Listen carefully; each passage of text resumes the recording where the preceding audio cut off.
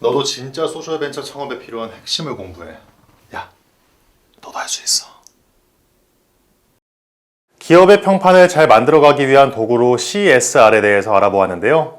소셜벤처가 대기업과 어떻게 협력할 수 있을지, 어떻게 좋은 임팩트를 만들어갈 수 있을지 생각해 볼 수 있었습니다.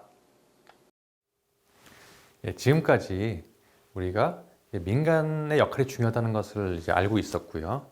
그래서 이 상황에서 민간 기업들과 어떻게 협력을 만들어낼 것인지에 대해서 같이 이야기를 했었습니다.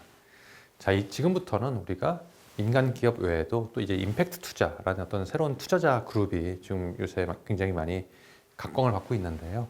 이 임팩트 투자자들과 어떤 식으로 또 협력 관계를 만들어 나갈 것인지에 대해서 같이 한번 이야기해 보도록 하겠습니다.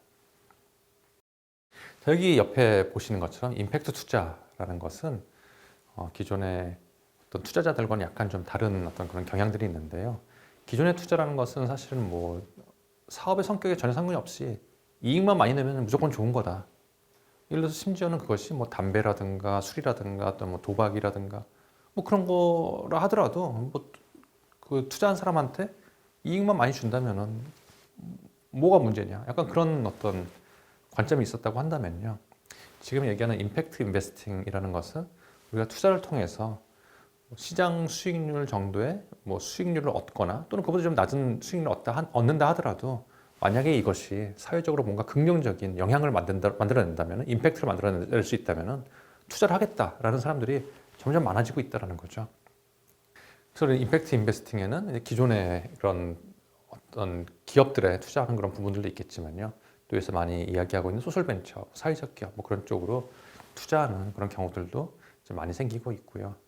그래서 크게 저희가 좀 이렇게 생각을 해보면은 이런 어떤 파이낸스 퍼스트, 그다음에 임팩트 올리 뭐 이렇게 했을 때 이 파이낸스 퍼스트라는 쪽은 이제 예전에 그런 어떤 재무적인 쪽에 좀 더 포커스가 있는 그런 어떤 사업들이었다고 얘기를 한다면은 임팩트 올리라는 것은 예전에 이야기했던 그런 어떤 그런 NGO들이죠. 그냥 우리는 사회적 가치만 만들겠다. 우리는 이익 필요 없다. 이제 그런 것들이었는데요.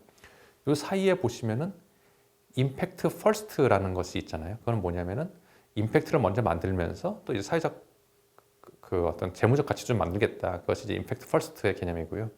그다음에 파이낸스 퍼스트라는 거는 이제 파이낸스를 위주로 하되 그러면서 임팩트를 조금씩 만들어낼 수 있는, 예를 들어서 뭐 CSR 관련된 뭐 그런 것들이 좀 해당된다고 할 수가 있겠죠. 자, 이런 식으로 어떤 임팩트 투자의 어떤 스펙트럼을 우리가 좀 생각을 해볼 수가 있고요. 그 중에서 이런 파이낸스 퍼스트, 그 다음에 임팩트 퍼스트, 여기에 있는 그런 투자들을 우리가 임팩트 투자라고 얘기를 할 수가 있고, 임팩트 퍼스트와 임팩트 올리 그런 것들이 어떤 전통적인 그런 벤처 필란트로피라고 우리 얘기를 하는데요. 그런 어떤 그런 재단들의 그런 영역이라고 얘기할 수가 있겠습니다. 자, 임팩트 투자의 역사를 한번 좀 살펴보면요. 사실 2007년도가 이제 여러분들 다 기억하시겠지만 글로벌 파이낸셜 크라이시스가 있었죠. 국제 금융위기가 있으면서 그때 이제 어떤 기존의 자본주의에 대해서 굉장히 많은 어떤 회의라든가 문제 의식들이 생겼을 때고요. 그때를 이제 무렵하여 그 무렵에 이제 그 락커펠러 재단이죠. 락커펠러 재단에서 이런 임팩트 투자라는 것에 대해서 좀 개념을 좀 논의를 하기 시작을 했습니다. 그래서 이런 어떤 뭐 보고서도 나오고 뭐 그러기 시작을 했고요. 그러다가 2010년도에 이제 영국에서 조금 빠르게 좀 움직인 부분들이 있었는데요. 그래서 이제 거기 영국의 법무부, 정부와 소셜 파이낸스라는 그 기관이 같이 피터보로라는 어떤 그런 교도소에서 이런 사회 영향 채권이라는 걸 발행을 해가지고 이런 재소자들이 이제 그런 추록 후에 그런 감옥에서 이제 풀려난 후에 다시 사회에 잘 녹아 들어가고 재범률을 낮추는 어떤 그런 사업을 통해서 이제 그 사회적 가치를 만들어내기 위한 그런 이제 본드였는데요. 그러니까 채권이죠. 그래서 그런 일들을 잘 해내면은 그 거기에 대해서 보상을 주는 그런 임팩트 투자의 그런 형태를 고안을 해냈고요. 그다음에 이제 2012년도에는 이제 빅 소사이어티 캐피털이라고 해서 영국에서 그런 휴먼 예금들을 활용을 해가지고 최초의 임팩트 투자 그런 도매 금융을 위한 펀드를 한 1조 원 규모로 이제 만들어내게 됩니다. 2013년부터는 G8이라고 그래가지고 이제 그 당시에 강대국들이죠. 뭐 8개의 그런 강대국들이 이제 임팩트 인베스트먼트 태스크 포스를 만드는데요. 이걸 영국의 캐머런 총리가 주도해가지고 어떤 글로벌 임팩트 투자를 활성화하기 위한 그런 태스크 포스가 설립이 되고요. 2014년도에는 영국에서 최초로 임팩트 투자를 했을 때 세금을 감면해주는, 왜냐하면 이것이 임팩트 투자를 한다는 것이 결국 어떻게 보면 정부 입장에서는 사회복지를 위한 어떤 비용을 줄여주는 거잖아요. 그만큼 임팩트를 만든다는 것이 그만큼 이거를 이제 인정해주기 위해서 세금을 감면해주고 이걸 더 활성화되면 정부의 어떤 부담이 점점 줄어드니까 정부 입장에서는 뭐 나쁘지 않은 거죠. 그래서 그런 것에 대해서 세금 감면을 해주는 그런 제도를 만들게 됩니다. 2015년도에는 이 G8 아까 말씀드린 소셜 임팩트 인베스트먼트 태스크 포스가 이제 GSG라는 이 기구로 이제 어떻게 보면 격상이 되는데요. 글로벌 소셜 임팩트 인베스트먼트 스티어링 그룹이라는 게 설립이 되고요. 이제 그 이후로 지금까지 한 22여 개국 정도의 정부, 그 외에도 뭐 OECD라든가 월드뱅크, 뭐 GIN이라는 거는 글로벌 임팩트 인베스터 네트워크인데요. 이런 기관들이 같이 협력을 해서 이런 GSG를 통해서 활동을 하고 있습니다. 그 GSG 같은 경우에는 지금 임팩트 투자 시장을 2020년까지 약 330조 원 규모로 좀 키우겠다라고 어떤 목표를 가지고 열심히 노력을 하고 있습니다.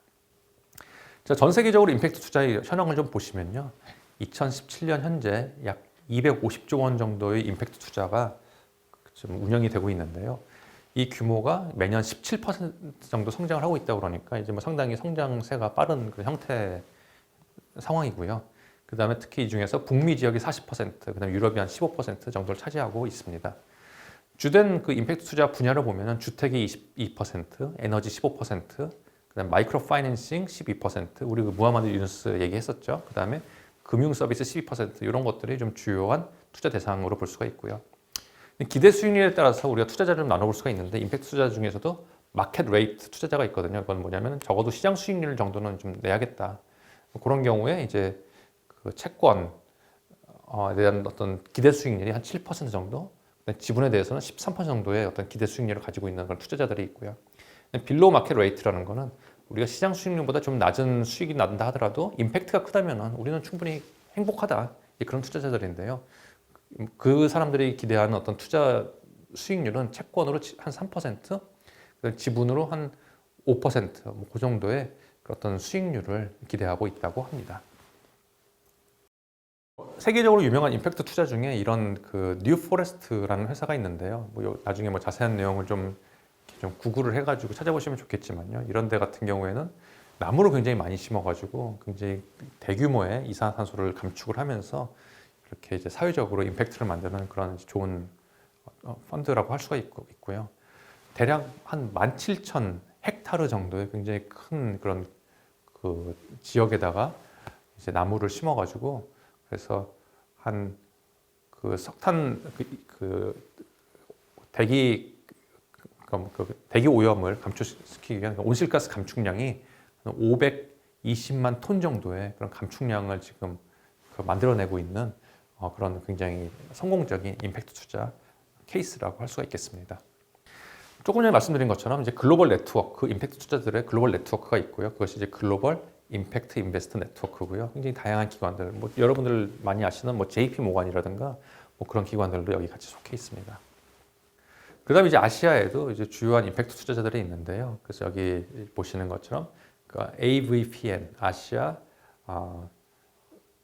벤처 필란트로피 네트워크라는 이제 그런 조직이 있고요. 그 외에도 여러 기관들이 지금 뭐 UBS라든가 뭐 다양한 기관, 크레비스 다양한 기관들을 보실 수가 있는데요. 이들이 같이 이제 힘을 합쳐서 임팩트 투자의 어떤 영역을 확장해 나가고 있습니다. 자, 한국의 주요 임팩트 투자자인데요. 사실 여기가 이제 사실 우리한테 되게 중요한 회사들인 거죠. 이제 여러분들이 뭐 소셜 벤처라든가 사회적 기업을 세웠을 때 그리고 이제 이분들과 많이 이제 이야기하면서 어떤 재무적으로도 어떤 돈도 좀 투자를 받을 수가 있고 동시에 어떤 경영적인 측면에서도 많이 또 어드바이스를 받으면서 같이 성장해 나갈 수가 있는 그런 회사들인데요. 여기 보시는 것처럼 크레비스라든가 소풍, 그다음에 디스리, 그다음에 옐로우독, 미스크, 그다음에 HGI 이건 이제 루트 임팩트 저기 헤이그라운드라고 성수동에 가시면 있죠. 거기를 이제 운영하고 있는 그런 거기에 관련된 회사고요. 그다음에 IFK 임팩트 파이낸스 코리아 한국 임팩트 금융이고요. 그 밖에도 뭐 주요 그런 기관들 미래에셋이라든가 뭐 예를 들어서 이제 뭐 사회연대은행, 한국사회투자 뭐 이런 기관들도 있고요. 거기다 또 이제 아산나눔재단이라든가 핵목나눔재단 이런 데들도 굉장히 열심히 임팩트 투자에 이제 좀 많이 그 역할을 해주고 계십니다. 자, 그러면은 지금부터 대표적인 임팩트 투자 회사인 크레비스 파트너스에 대해서 잠깐 말씀을 드리도록 하겠는데요. 여기 같은 경우에는 400억 원 정도의 이제 그런 임팩트 투자 자금을 운영하고 있고요. 지금 한 20개 이상의 기업에 투자를 했는데요. 그 중에 유명한 회사로는 트리플래닛, 뭐 스페이스워크 그런 회사들이 있고요. 그 크레비스 파트너스가 투자한 회사 중에 이원 이제 그 시계가 있습니다. 여기 시계 같은 경우에는 여기 저 한국 분이 김형수 대표님이신데요. 이분이 유학 시절에 그 옆에 앉아 있던 시각 장애인이 시계를 이제 통해서 시간을 보는 걸 보면서 뭐 이분을 좀 뭔가 좀 편하게 해줄 수 없을까 하면서 얘기를 뭐 이런저런 얘기를 했는데 이분이 얘기하시는 게 그냥 좀 티가 나지 않았으면 좋겠다. 그냥 일반인들 쓰는 거랑 비슷한 그런 시계를 나는 원한다. 그렇게 얘기를 하는 걸 들으면서 누구나 일반인이든 뭐 좀 장애가 있으시든 간에 비장애인이든 장애인이든 간에 누구나 그냥 쉽게 사용할 수 있는 그런 디자인의 그런 시계를 디자인을 하게 되셨고요. 이게 또 미국에서 상당히 큰 그 영향을 일으키게 되면서 반향을 이제 얻게 되면서 굉장히 성공적으로 사업이 지금 진행되고 있는 그런 케이스입니다. 예, 이번엔 마리몬드라는 회사에 대해서 잠깐 말씀을 드리겠는데요. 역시 크레비스에서 이제 투자를 하셨고요.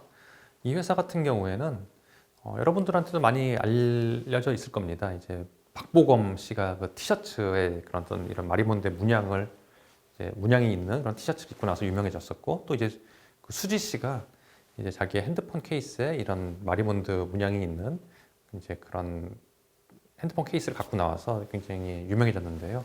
지금 매출이 한 100억 정도 나오는 그런 회사가 됐고요. 이 회사 같은 경우는 처음에는 그런 위안부 할머니들의 어떤 문제를 사람들한테 알리는 것도 있었지만 또 그분들이 그런 이야기들을 이렇게 스토리텔링을 그림으로 디자인으로 승화시켜서 그 디자인을 팔아서 그걸 가지고 그런 또 지원을 해드리고 또 이렇게 뭐 힐링을 해드리는 그런 일들을 이제 많이 했었고요. 최근에는 이제 그런 범위를 확장을 해가지고 어떤 인권의 문제라든가 또는 어떤 여성 어떤 그런 평등의 문제라든가 그런 부분들도 같이 해결하기 위해서 노력하고 있는 그런 좋은 회사입니다. 자, 그다음에 이제 베어베터라는 회사가 있는데요. 이 베어베터라는 회사도 이제 그런 발달 장애인들의 이제 문제를 이제 해결해주는 그런 회사인데요. 지금 한 250명 정도의 발달 장애인들을 고용을 해서 회사를 운영을 하고 있고요. 거의 여기도 매출 100억 정도 만들어내는 상당히 탄탄한 그런 회사를 운영하고 있습니다. 역시 크레비스에서 투자를 한 회사고요. 스페이스워크 같은 경우에는 또 굉장히 재미있는 인공지능 기술을 활용을 해서 토지 개발 솔루션을 이제 운영을 하고 있는 그 회사인데, 이 회사 같은 경우에도 이제 최근에 팁스에도 선정이 되고 그러면서 이제 그런 어떻게 보면은 그 결국 어떤 집값이 굉장히 비싼데요. 집값에 상당히 또 중요한 부분이 그런 설계 과정에서도 이제 돈이 또 많이 들기 때문에 그 과정을 인공지능을 통해서 굉장히 낮춘다 그러면 결국 어떤 집값도 많이 낮출 수 있지 않을까, 그런 어떤 생각을 가지고 지금 열심히 일하고 있는 재미있는 소셜벤처입니다. 자, 이번에는 우리가 또 임팩트 투자 중에 굉장히 또 재미있는 케이스 하나 말씀을 드리도록 하겠는데요. 이 코이카 망고펀드입니다.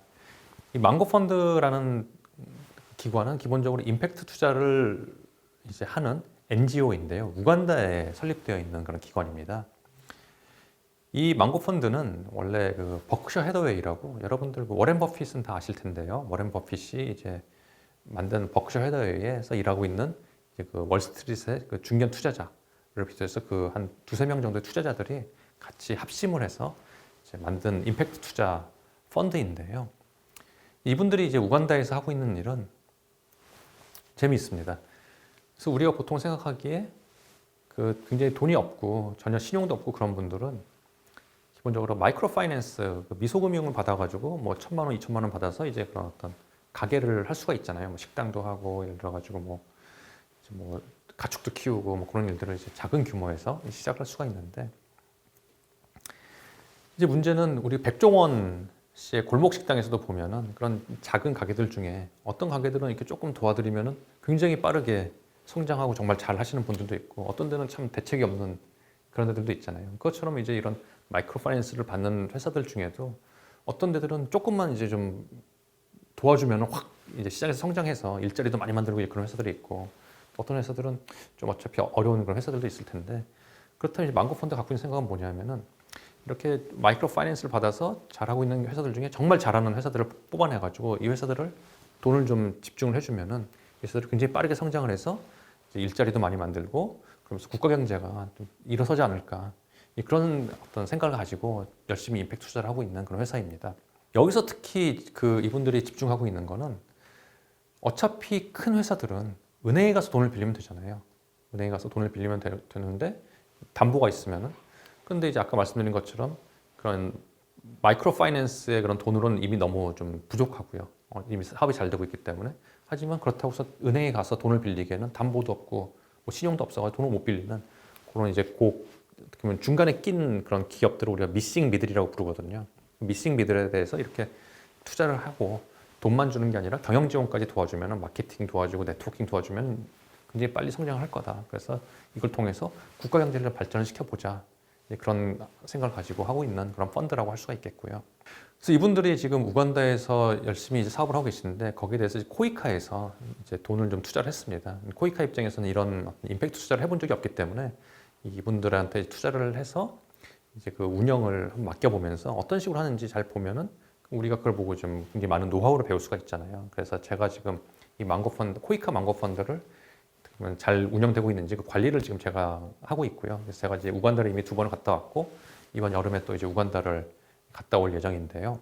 제가 가가지고 굉장히 재미있는 케이스를 봤습니다. 가운데 있는 사진이 이제 그 K로마라는 회사의 CEO, 여성 CEO 분이신데요. 실제로 보면 키가 190 됩니다. 그래서 뭐 덩치도 뭐 이러시고 막 그래가지고 막 거의 약간 그 여자 추장 같은 막 그런 느낌이 드는데요. 아주 멋있는 분입니다. 근데 이분이 원래는 굉장히 평범한 가정주부셨는데요.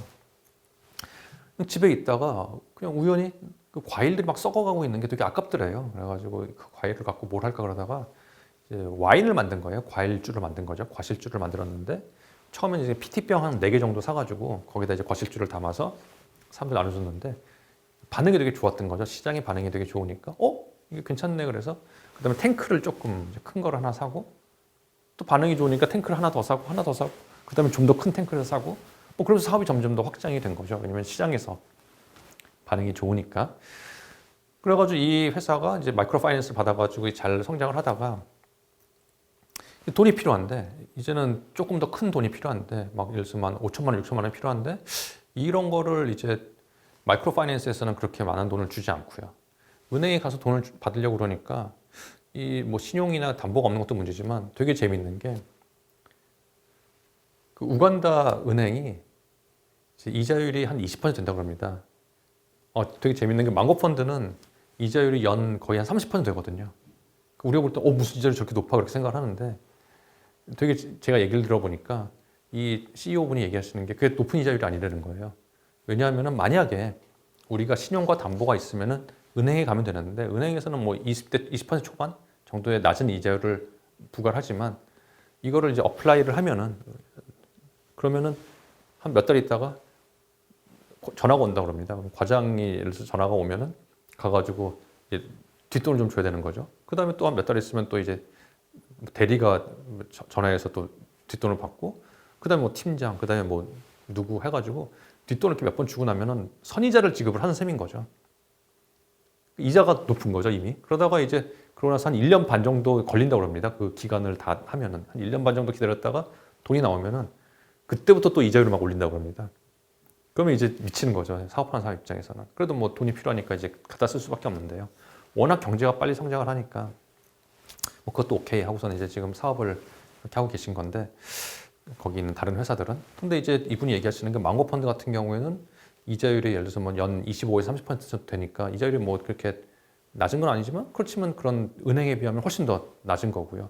그 다음에 여기는 되게 좋은 게 그 돈을 얼만큼 갚을 수 있는지를 그 상환 능력을 잘 생각을 해가지고 그 규모를 이 회사에 맞게 이제 돈을 빌려주고 거기에 맞춰가지고 마케팅이라든가 뭐 회계라든가 재무 같은 것도 같이 도와주고요. 그 다음에 실사하고서는 결정되면 바로 한 일주일 만에 바로 돈을 주니까요. 1년 반씩 기다리지 않아도 뭐 한 한두 달 정도 이제 얘기해서 바로 돈을 받을 수 있으니까 자기들한테 너무 좋다는 거예요. 그래서 줄을 섰습니다. 지금 망고펀드한테 돈을 받으려고. 거기 우간다 이제 회사들이요. 그래가지고 이제 그 돈을 받아가지고 이분들이 처음에 뭘 깔았냐면은 이 컨베이어 벨트 같은 데다가 이제 그 빈 병을 이렇게 쭉 보내면은 자동으로 술을 따라주는 거예요. 와인을 자동으로 따라주고 그 가면 그다음에 코르크 마개를 자동으로 박아주고 그러면 대량 생산이 가능하잖아요. 그렇게 해가지고 그 처음에 한 5천만 원 돈 받은 거 갖고서는 이제 그런 병에다가 이제 투자를 한 거죠. 그러니까 그 생산 시설에다가 그래서 이제 생산성이 굉장히 올라가니까 그거를 이제 시장에 싸게 팔아가지고 점점 반응이 좋아서 돈을 금방 갚았어요. 제가 기억하기로는 1년 이내에 원금과 이자를 다 상환을 해버리셨는데요. 그러고 나서 2차 론을 받았죠. 론을 받아가지고 그때는 트럭을 사가지고 전국 배송을 시작을 했는데 이분 회사가 K로마라는 회사가 지금 우간다 와인 마켓의 70%를 먹었습니다. 그러니까 뭐 아주 굉장한 회사가 된 거죠. 그래서 이분이 지금은 상도 많이 받으시고 여기저기 가서 이제 특강도 많이 하시는데 특히 이분이 어디 가셔가지고 그 여학생들 있잖아요. 여중생들, 여고생들한테 가가지고 내가 이렇게 사업을 해가지고 이렇게 성공했다. 딱 그렇게 얘기하면은 그래서 너희들도 뭐 못할 게 뭐가 있냐 그러면은 이게 바로 임파워먼트가 되는 거죠. 여학생들이 보고선 나도 저렇게 좀 멋있게 한번 살아봐야지 그러면서 막 이제 막 공부도 하고 막 사업도 막 이제 막 배우고 막 그러면서 이런 어떤 좋은 또 그런 어떤 기업들이 많이 생기게 되면은 결국 이걸 통해서 우간다의 경제가 발전이 되겠죠. 그래서 이런 것들이 이제 우리가 생각하는 어떤 임팩트 투자의 어떤 그런 개도국에서 그런 재미있는 사례라고 할 수가 있겠습니다.